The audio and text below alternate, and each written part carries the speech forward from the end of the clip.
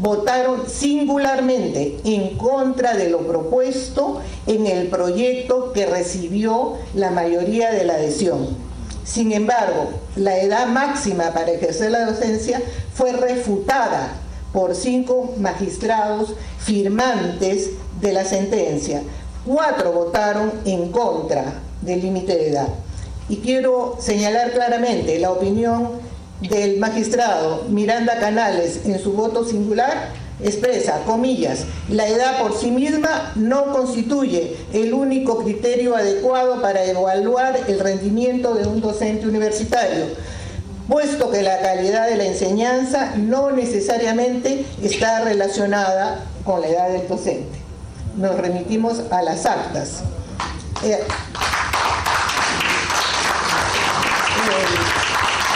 El magistrado Ernesto Blume Fortini igualmente se pronunció singularmente en el sentido de, comillas, cuestionar las normas que establecen requisitos para el ejercicio docente en función de la edad. Obligar a que un docente se retire únicamente en función de la edad que tiene constituye un despropósito y sobre todo es un acto contrario a lo dispuesto en el inciso segundo del artículo segundo de la Constitución. Esto quiere decir claramente que no hubo unanimidad en la constitucionalidad o en la declaración de constitucionalidad del texto completo de la Ley 3220. La opinión de la ASUP ha considerado que está de acuerdo con los proyectos de ley que plantearon la supresión del límite y que cada universidad, en función de su autonomía, tenga la posibilidad de adecuar el límite o la necesidad de algunos docentes que deban retirarse en función de su propia realidad universitaria. Considera además que para la mayor calidad de la educación deben priorizarse las condiciones intelectuales y la capacidad y la trayectoria de vida que permiten la adecuada transmisión de los conocimientos en el proceso de aprendizaje, en este caso de la enseñanza universitaria o superior. Dicho este tema, que es la conclusión que asumió la ASUP como posición institucional, queremos decir que hay otros aspectos involucrados que se han tratado esta noche y que se suman a la reflexión. En primer lugar, la necesidad de un retiro digno con el financiamiento adecuado para el docente universitario que ha entregado su vida a una misión que es la de enseñar. Segundo, que una carrera docente que quiere ser atractiva tiene que serlo a partir de remuneraciones adecuadas, que lamentablemente en este momento son totalmente insuficientes. Nos parece muy bien que la ley universitaria exija calificaciones, altas calificaciones para el docente, doctorados y maestrías. Sin embargo, para aquellos jóvenes que comienzan la carrera, comienzan como contratados con 300 soles. ¿Eso puede ser atractivo? De ninguna manera. En tercer lugar, hay que considerar, como bien ha dicho la representante de la Defensoría del Pueblo, la protección y defensa de los derechos laborales de los docentes, que al final de sus carreras no pueden ser condenados a la indigencia como realmente está sucediendo. Y finalmente, abogar porque se elimine además del límite ese 10% por semestre que se establece de docentes extraordinarios, porque esto constituye, en primer lugar, una discriminación, no solo por la edad, sino por la capacidad de la docencia de la universidad. Si solamente 10% de docentes pueden pasar a la condición de extraordinarios, ¿qué queda con ese otro porcentaje que, no pudiendo ser incluido, simplemente se eliminan de un plumazo, dejando eliminadas carreras que pueden ser brillantes y que perjudican sobre todo a la universidad pública, porque la universidad privada no se siente afectada por estos requerimientos. Quiero, antes de terminar, rendir un homenaje a mis profesores en la Universidad Nacional de San Marcos, Facultad de Derecho. Los mayores fueron los mejores. Más todavía, cuando estudié en la Universidad Pública en Francia, donde hice mi doctorado, los mayores eran y fueron siempre los mejores, admirados, a quienes siempre se les dio el mejor trato por la dignidad que ellos se ganaron durante toda su trayectoria de vida. Gracias.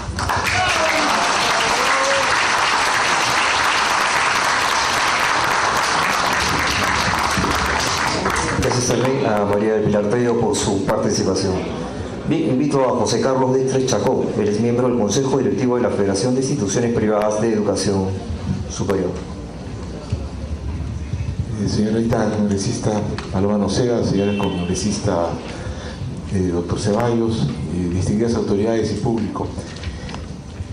Yo represento, soy expresidente de la Federación de Instituciones Privadas de Educación Superior. Nosotros tratamos de representar la calidad de la educación privada. Ese es el código de ética que tiene FIPES. Son 11 universidades. De estas 11 universidades, todas para ingresar a FIPES han tenido que presentar estudios de sus estudiantes y de la sociedad en relación a su percepción de calidad, y todas tienen evidentemente que el cumplimiento de un código de ética hacia la calidad. Somos universidades societarias, vale decir con fines de lucro, y somos universidades asociativas sin fines de lucro.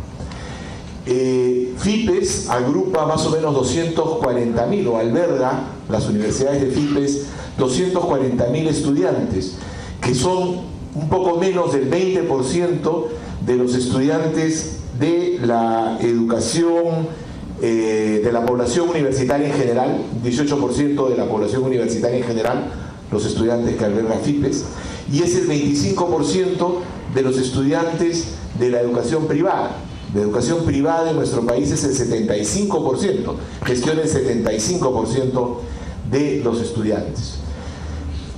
Hago esta introducción y de esta forma porque, si bien es cierto, acá se está viendo un problema particular, que es el problema de la edad de jubilación de un catedrático universitario, yo creo que el tema de fondo, ¿no?, el tema general que nos preocupa a todos los peruanos y mucho más a los que formamos parte de una comunidad universitaria, es el tema de la calidad estudiantil, es el tema de la calidad del aprendizaje de los estudiantes, para decirlo con mejor precisión, el problema de la calidad educativa, ¿no? Eso es lo que nos preocupa. Tenemos, yo creo, un contexto distinto. Creo que SUNEDU vino a ocupar ante, digamos, la falencia del ANR, que dicho sea de paso tampoco la ley le encargaba ser una superintendencia, sino era más un organismo de coordinación, pero cometimos como universidades una serie de errores. Nosotros somos una universidad bastante joven, la Universidad Científica del Sur, sin embargo asumimos que la universidad no tuvo la capacidad para demostrar la importancia de la autonomía a la sociedad peruana, y a partir de ahí se hace necesario procesos de regulación como el que se tiene con SUNEDU. SUNEDU surge de una ley, y creo que lo que vemos es la necesidad del perfeccionamiento de esa ley, no regresar, ¿no es cierto?, a una situación que no generó calidad. Esa es una palabra, esa es una frase media engañosa, ¿no es cierto?, porque tenemos mucha calidad en universidades públicas y pésima calidad en universidades públicas. Tenemos mucha calidad en universidades sin fines de lucro y pésima calidad en sin fines de lucro, y exactamente lo mismo sucede en las universidades con fines de lucro societarias. Hay universidades de mucha calidad y otras pésimas. En el último ranking de América Economía, de las 15 primeras universidades, hay 7 universidades asociativas que ocupan los primeros lugares, hay 4 universidades societarias y hay 4 universidades públicas que han ofrecido la información para poder figurar en un ranking que los distinga en función a su calidad. Entonces, decía, lo que nosotros creemos es que es el tema de la calidad. Y efectivamente, como bien se ha señalado acá, en dos intervenciones importantes, la calidad, que han tocado el tema de la calidad me refiero, la calidad, o sea, la permanencia de un docente se da en función a su calidad. Nosotros, como universidades privadas, evaluamos a los docentes y los evaluamos antes del parcial, porque a veces la experiencia de 30 y pico años, particularmente en mi caso de estar vinculado al tema educativo, nos dice que una es la evaluación a veces del alumno, de su profesor, antes del parcial y otra después del parcial. Pero evaluamos a los profesores. Y es en función a esa evaluación que hace el docente y que hace el superior del docente que se decide la permanencia de un profesor. Porque también esa evaluación puede implicar el retiro del profesor. Porque lo que nos preocupa es la calidad del proceso de aprendizaje. Entonces, lo que nosotros pensamos es que esta discusión sobre la ley debe superar necesariamente este marco, pensando en el tema de la calidad. La ley, una vez que fue aprobada, a la semana, en una reunión de nosotros con el ministerio, se sabía y se nos dijo textualmente por el ministro de ese momento que efectivamente habían errores, y como los hay inclusive hasta contradicciones en la propia ley. Un decano se le exige menos grado que al director de la escuela, ¿no? ¿Por qué? Porque había sido hecha de una manera muy apresurada, ¿no? Y se había tenido que aprobar prácticamente ese día en el Congreso. Eso es lo que nosotros hemos visto y conocemos, quienes estamos vinculados al tema educativo. ¿Qué cosa es lo que corresponde ahora? No corresponde ver un problema particular, ¿no es cierto?, exclusivamente. Lo que nosotros como comunidad universitaria debemos buscar es el perfeccionamiento de la ley. En ese perfeccionamiento de la ley hay dos aspectos principales. Unos técnicos académicos, que como está el mismo tema de la edad, el tema de corregir estos requisitos para las autoridades, pero hay otros técnicos académicos como son la educación a distancia, donde la ley ha planteado 50% presencial a contracorriente de todo lo que es el desarrollo de la educación universitaria. Eso influye más en la posibilidad de inclusión de un joven. Ese es un problema más importante para el país, ¿no es cierto? No digo que el problema de ustedes o que muchos de los docentes universitarios no lo sea, pero es un problema importantísimo que un joven pueda acceder a la educación universitaria y que no se le restrinja el 50%.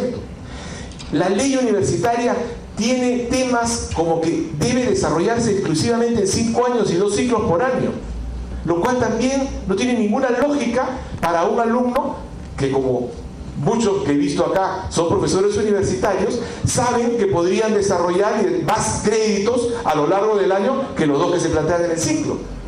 Entonces son temas que tienen que ver con el aprendizaje del alumno, con la inclusión del alumno, ¿no es cierto? Y hay temas que tienen que ver además con lo que yo creo que es los principios y la esencia de la universidad. La universidad necesita de libertad para poder construir conocimiento. Yo no puedo decirle a una universidad cómo tiene que investigar, si tiene o no tiene que investigar, como no se lo voy a poder decir a un profesor. Hay profesores, por ejemplo, que su especialidad es la docencia y que no investigan. Y hay otros muy buenos investigadores que no son docentes. Hay una libertad que es característica de la universidad, que le permite a la universidad construir conocimiento a partir de que se innova a sí misma. Entonces no le puedo dar un organigrama, ¿no es cierto? No le puedo dar determinadas normas que restringen esa libertad. Eso no significa que regresemos a lo anterior, donde efectivamente puede haber una condición de libertinaje, donde cada universidad puede hacer lo que quiera, ¿no es cierto? Que es un poco lo que se ha hablado de una manera simple. Yo, desde que entré a la Universidad de Ingeniería en el año 72, escuché que la universidad estaba en crisis. Y acá hay profesores, hay generacionales, ¿no? Personas que están de la misma generación y saben que se hablaba de los problemas de masividad en ese momento de la Universidad Nacional. Entonces la universidad tiene una serie de problemas que viene arrastrando. ¿Qué es lo que desde mi punto de vista, me permito, ¿no? Para ir cerrando mi intervención, plantear? Nosotros lo que planteamos es un modelo diferente de gestión. En esos 35 años nosotros hemos visto distintos modelos en el tema de la educación superior, desde el Ministerio de Educación, distintos modelos de control de los institutos, por ejemplo. Pero ¿qué es lo que motiva la calidad? Lo que motiva la calidad es la competencia. Entonces lo que nosotros decimos es que hay que construir un entorno de competencia. Un entorno de competencia que promueva la calidad. Un ranking, por ejemplo, como el que ha aparecido de América Economía, ¿no? Un ranking como el que ha aparecido de América Economía es un estímulo. Me imagino que las universidades públicas que no han aparecido en ese ranking, el próximo año estarán viendo de preparar su información para presentarse a ese ranking, ¿no? Las universidades privadas de la misma forma. Entonces, lo que tenemos que hacer es estimular esta característica de competencia para la calidad. Creo que ese es un tema importante. Creo que en relación al tema de la autonomía es importantísimo también que SUNEDU represente a la sociedad civil, que su directorio, que el consejo directivo de SUNEDU represente a la sociedad civil, que estén las universidades, no los rectores desde nuestro punto de vista, sino representantes de la universidad pública, representantes de la universidad privada, tanto asociativa como societaria, representantes de CONCITEC, del Ministerio de Educación, representantes de los empleadores, y que ellos gestionen a largo plazo una política universitaria. Esto es importantísimo. No puede ser, ¿no es cierto?, que el derecho a la crítica, por ejemplo, pueda estar eventualmente sancionado. Y hemos tenido ejemplos reales, twitters puestos por miembros del Consejo Directivo anterior, ex miembros del Consejo Directivo, donde se señalaba prejuiciosamente a las universidades societarias como carentes de calidad. Una persona del Consejo Directivo. Eso no puede repetirse, ¿no es cierto? Entonces, el derecho a la crítica tiene que ser tolerado, y eso se restringe cuando SUNEDU tiene una vinculación directa con el Poder Ejecutivo. Creo que esos son los temas importantes de la ley. La calidad, que está vinculada a la permanencia del docente, la calidad para dar un mejor servicio y tener mejores ciudadanos, mejores profesionales, la calidad y la libertad para innovar a la universidad. Me parece que la Comisión de Educación del Congreso debería no solamente, creemos que están en esa línea, no solamente ver este problema específico que ha surgido por un problema evidentemente social de la jubilación de docentes, sino regresar y perfeccionar esta ley. Creo que hay un consenso en diferentes instituciones vinculadas a la educación de puntos en los cuales todo el mundo está de acuerdo que deben ser corregidos para la mejora de la ley. Muchas gracias.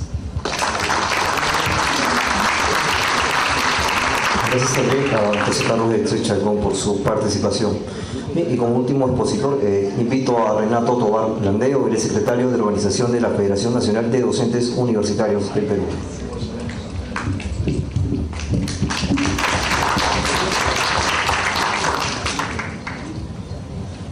Buenas noches a todos. En primer lugar, agradecer a la congresista Paloma Nocedá por esta oportunidad de expresar el sentir de la docencia universitaria. Saludar a todos los miembros de la mesa y expresar el saludo del arquitecto Jaime Juárez Angulo, presidente de la Federación Nacional de Docentes Universitarios del Perú, que no ha podido estar presente en esta noche. Bueno, en primer lugar, puede pasar al siguiente. La posición de la FENDUC es clara: eliminar el cuarto párrafo. Así, simplemente eliminar el cuarto párrafo. Ya la representante de la Defensoría del Pueblo ha dado argumentos más que válidos para poder sustentar esta posición. Es discriminatorio porque la edad no es un argumento. El único argumento es la capacidad intelectual del docente universitario, ni siquiera la disminución física, solamente la intelectual. Si está en capacidad, puede seguir. Y no podemos tampoco hacer a partir de lo anecdótico de un profesor que se duerme, un profesor que falla, estar diciendo de que todos somos así. No podemos hacer esas generalizaciones. Además, hay que tener en cuenta que el derecho a la jubilación es un derecho. Con la 19.990, a partir de los 65 años ya accedemos a ese derecho. Pero cuando nos obligan, nos dicen tienes que irte después de esa edad, nos están suprimiendo ese derecho, nos están recortando un derecho.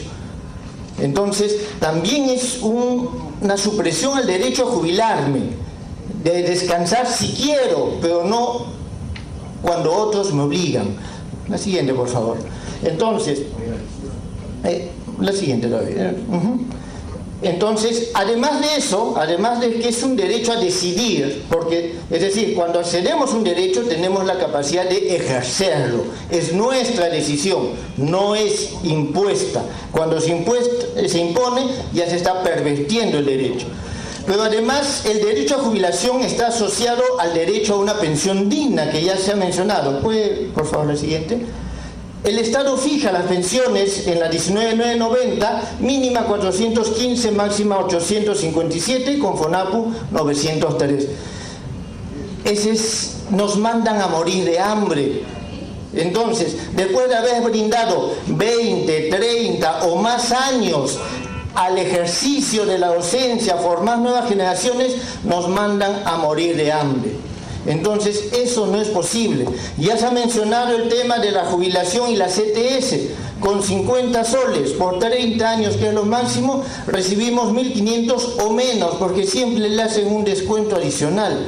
Por lo tanto, se recibe inclusive menos de una remuneración vigente cuando nos jubilamos.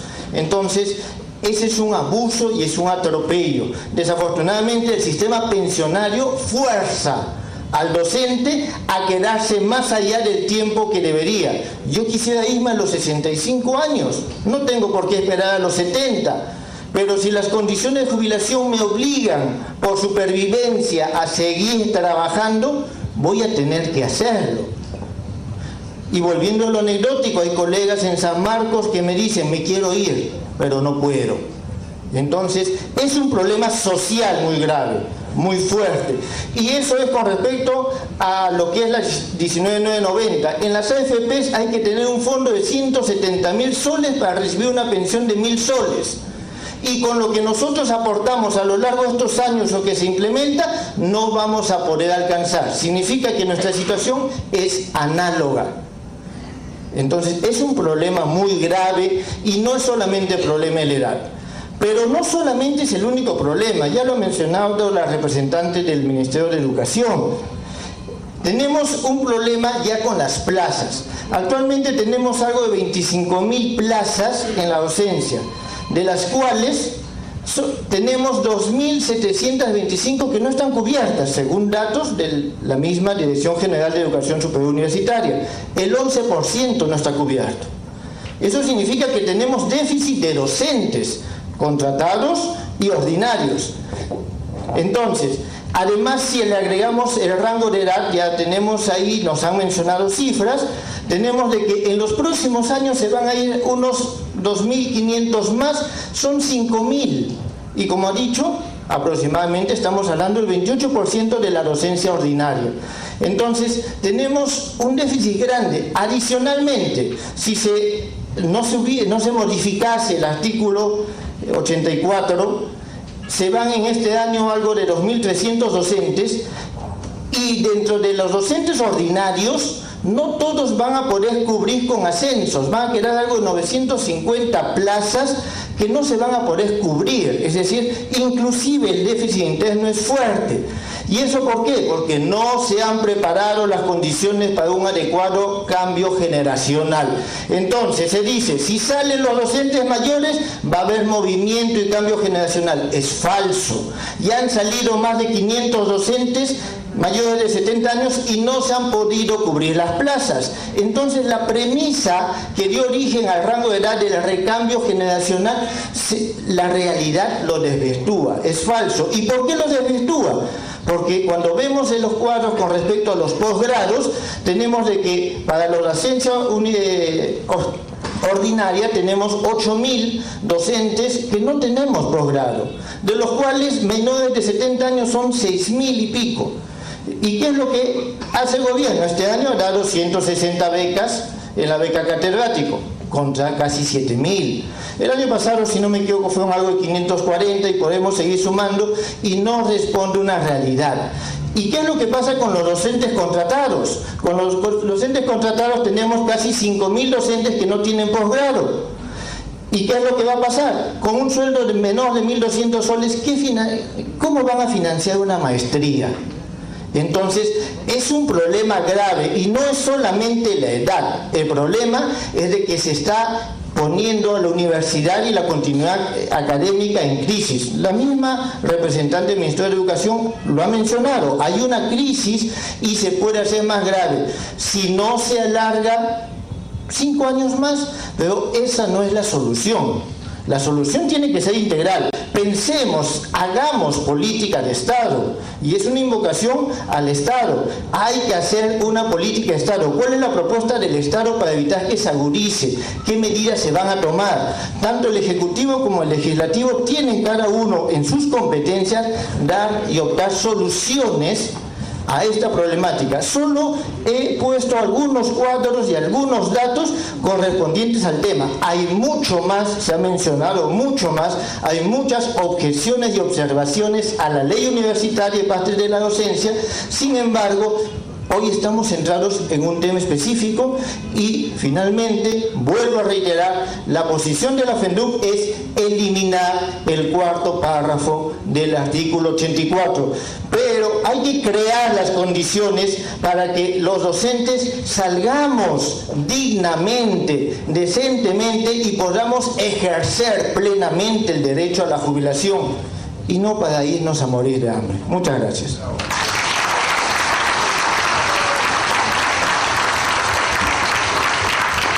Sí, gracias a Renato Tobar Landeo por su exposición y así también como los expositores que nos han acompañado esta noche en la mesa de honor. Bien, como lo mencionó la señora congresista Paloma Noceda al inicio, la dinámica del desarrollo del evento con respecto a la participación del público asistente con sus preguntas, vamos a contar con 10 preguntas, 2 minutos cada uno. Vamos a empezar del lado derecho al lado izquierdo, van levantando la mano. Se identifican, su nombre, apellido, de qué institución, y la pregunta, les rogamos por favor que sea con respecto al tema que se ha visto ahora, modificatoria del artículo 84 de la ley 3220, ley universitaria. Buenas noches, señorita Paloma Noceda, señores miembros de la mesa. Mi nombre, Germán Peralta Rivera, profesor principal de la Universidad Nacional Federico Villarreal. Soy doctorado en el École de Études de Ciencias Sociales y ya pasé los 70 años. Por lo tanto, mi formación es cualitativamente alta. Yo quiero primeramente saludar a los integrantes de la mesa, no por los títulos, sino por sus calidades profesionales, y demostrar que estamos viviendo los cambios del tiempo. Las mejores intervenciones han sido la de las mujeres y la del rector de la universidad, diciendo totalmente, como la propuesta del señor Guadalupe Mendizábal, que tiene una interpretación sesgada del acuerdo del Tribunal Constitucional y que la doctora Segarra de la UNDE ha puesto los puntos sobre las sillas, ¿no? De igual manera, quiero señalar de que la señora Lorena Macías, en lo personal, es una dama, pero en su calidad de gestión está equivocada. Ella dice que es debatible la ley, pero el SUNED no tiene una propuesta, y ya usted lleva 3 años en el cargo, ¿no? Esto es realmente inadmisible. Con tanto tiempo no tiene una posición. Yo escribí un folleto de 60 páginas que se llama La universidad no es un cuartel, porque aquí se ha dicho cómo en una noche se trastocaron, se cambiaron los artículos de esa ley, ¿no? Y eso fue por un manipuleo político de quienes en ese momento manejaban el Congreso. Es una ley nociva por eso. Yo creo que aquí todos, sin embargo, se han olvidado de algo, que es lo fundamental. El artículo 2 de la ley dice que la universidad es una institución que investiga y enseña, o sea, fundamentalmente es investigativa. Y en el mundo académico, yo tengo la oportunidad de viajar afuera y darme cuenta de que hay investigadores, como aquí se ha dicho, con más de 80 años. ¿no? Y la función de la universidad es investigador. Y para ser un investigador en el Perú hay que prepararse, dedicarse, y se llega a una edad en donde a uno lo sacan de la universidad por un criterio absurdo de edad. Todo ese trabajo del investigador se va a su casa. ¿Quiénes pierden? Los estudiantes. La calidad no es solamente enseñar, la calidad es investigar.